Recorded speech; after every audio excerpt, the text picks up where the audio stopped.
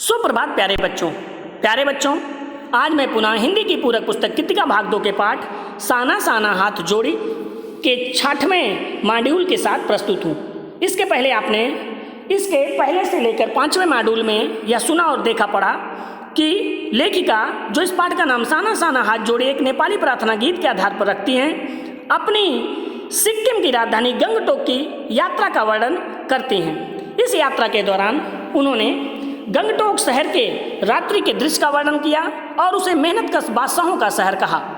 सुबह होते ही गंगटोक से 149 किलोमीटर की दूरी पर युमथांग की यात्रा पर वो निकलती हैं। इस यात्रा के दौरान बीच रास्ते में उन्हें अनेक बौद्ध पताकाएं, बौद्ध धर्म के मानने वाले सभ्यता और संस्कृति की जानकारी होती है। रंगीन और सफ़ेद झंडियों को जानती हैं कि कैसे किस अवसरों पर ये फहराए जाते हैं। पर्वतों के ऊंचे ऊंचे शिखरों को देखते हुए इतने सौंदर्य के बीच में उन्हें परिश्रम करती कुछ महिलाएं दिखती हैं, जिन्हें देख करके लेखिका सोचती है कि गरीब व्यक्ति की स्थिति हर जगह एक ही जैसी है। पलामू और गुमला के जंगलों में भी उन्होंने ऐसे ही पत्ते बीन कर अपने पेट का पालन करते हुए महिलाएं दिखी थी। इस प्रकार से लेखिका तीस्ता नदी के सौंदर्य का भी वर्णन इस पाठ में करती हैं और तीस्ता नदी जिसकी सहायता से सिक्किम में सिंचाई का कार्य होता है। आगे बढ़ करके वो लायोंग पहुंचती हैं। लायोंग जो 15,000 फीट की ऊंचाई पर था, वहाँ उन्हें बर्फ़ देखने की उम्मीद थी, लेकिन बर्फ़ नहीं मिलती। पता चलता है कि प्रदूषण के कारण अब यहाँ पर बर्फ़ की जमावट कम होने लगी। वो निराश होती हैं, लेकिन वहीं पर उन्हें एक सिक्किमी नवयुवक ने बताया कि यदि 500 फीट की ऊंचाई पर जाए तो कटायो नामक स्थान पर उन्हें बर्फ़ देखने को मिल सकती है। लेखिका कटायो के स्थान पर पहुंचकर चारों तरफ बर्फ ही बर्फ पाती हैं। वहीं पर उन्हें कुछ सैनिक भी दिखते हैं जो कि सीमा की रक्षा कर रहे होते हैं। उन सैनिकों के देखने के बाद लेखिका आश्चर्य करती है कि किस प्रकार से -15 डिग्री सेल्सियस पर यह सीमा की रक्षा करने वाले सैनिक हैं। और लेखिका सिक्किम के लोगों से मिलती है। एक चिप्स बेचने वाली युवती से पूछती है, क्या तुम सिक्किमी हो? उसने कहा कि नहीं, मैं इंडियन हूँ। इस प्रश्न के उत्तर से लेखिका को इसलिए प्रसन्नता हुई कि सिक्किम जो भारत का पूर्ण राज्य के रूप में 22वें राज्य के रूप में 1975 में शामिल हुआ, उससे पहले वह स्वतंत्र एक राज्य था और वहाँ पर ग्याल राजतंत्र राज्य करता था। लेकिन उस राजतंत्र की कुछ समस्याओं के कारण भारत ने 1975 में एक जनमत संग्रह के द्वारा इसे अपने में विलीन कर लिया। और उस सिक्किमी युवती का यह कहना कि मैं इंडियन हूँ, यह उसका भारत के प्रति प्रेम दिखाता है और भारत की सभ्यता और संस्कृति में पूरी तरह से शामिल होने का प्रतीक है। लेखिका को सिक्किम से जुड़ी कुछ मान्यताओं के बारे में भी पता चला। कुछ पहाड़ी कुत्तों को देखने पर उनकी मित्र मणि ने बताया कि ये पहाड़ी कुत्ते हैं जो केवल चांदनी रात में भौंकते हैं। अब लेखिका को आश्चर्य होता है कि ज्वार भाटा जो चांदनी रात में संपन्न होता है, क्या वैसे ही इन कुत्तों के अंदर भी चांदनी को देख करके कुछ भावनाएं प्रकट होती हैं।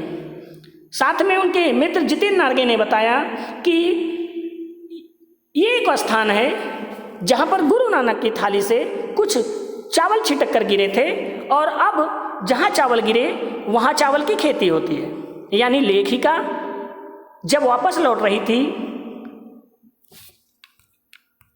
युमथांग से, तो वहाँ की मान्यता को लेकर के उनके मित्र ने ये बातें बताई।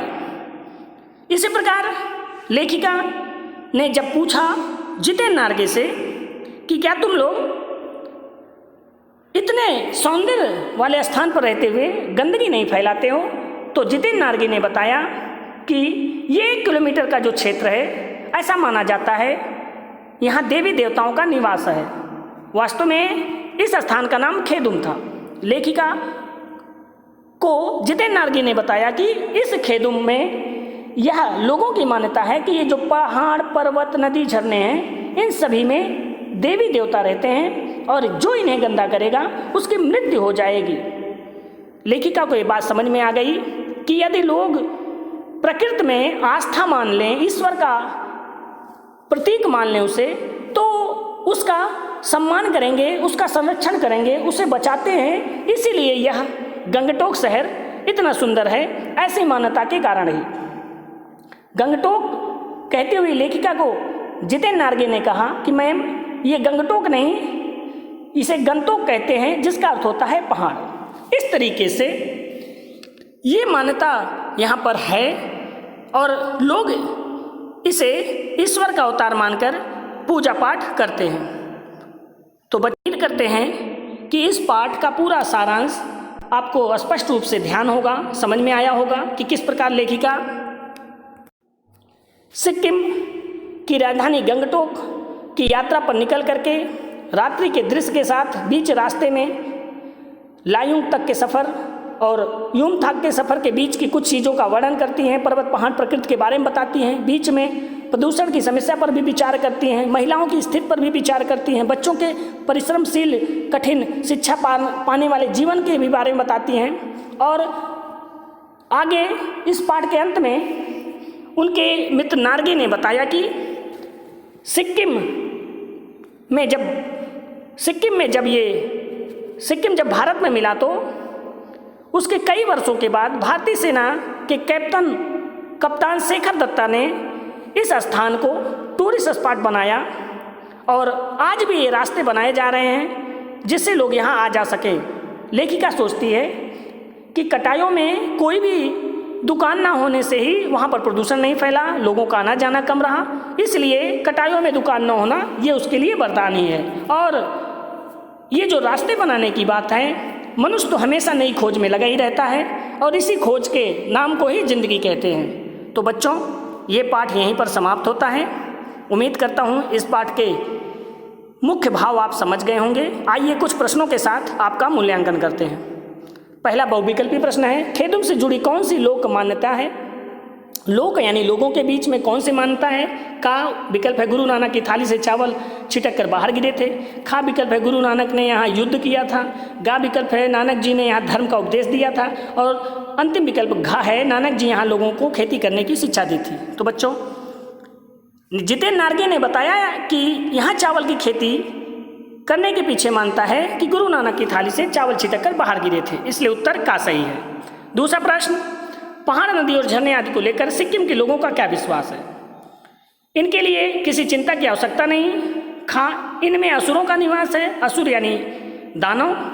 गा, इन्हें गंदा करेंगे तो हम मर जाएंगे। और घा, यहाँ यह मानव के उपयोग के लिए बने हैं। बच्चों, जितेन नार्गे ने बताया कि खेदों के लोगों को विश्वास है कि पहाड़, नदी, झरनों आदि में ईश्वर का निवास है और इसे गंदा नहीं करना चाहिए, नहीं तो हमारी मृत्यु होगी, इसलिए गा उत्तर, इन्हें गंदा करेंगे तो हम मर जाएंगे, सही है। प्रश्न नंबर 3, पाठ में किस पर्यटन स्थल पर कोई दुकान नहीं है?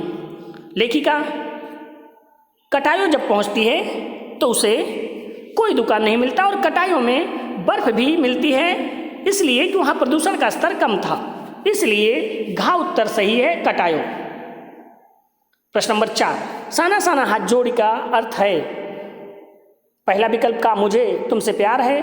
दूसरा विकल्प खा है ईश्वर मेरी रक्षा करना। तीसरा विकल्प गा तुम्हारा प्यार मुझे सदैव रुलाता है। और घा छोटे छोटे हाथ जोड़कर।